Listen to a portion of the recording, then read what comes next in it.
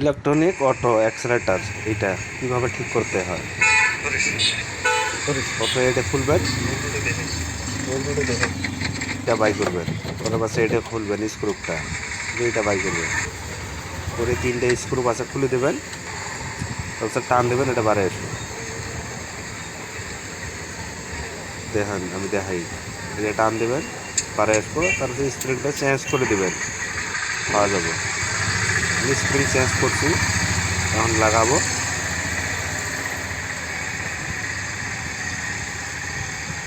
Same এরকম করে লাগাবে, আমি যেরকম করে দেখে দেবেন সেম টু সেম।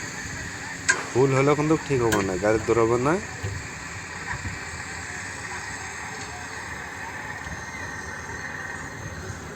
সেম এরকম করে লাগাবেন। হয়ে গেল লাগানি, আমি ফিটিং করবো, হয়ে গেল।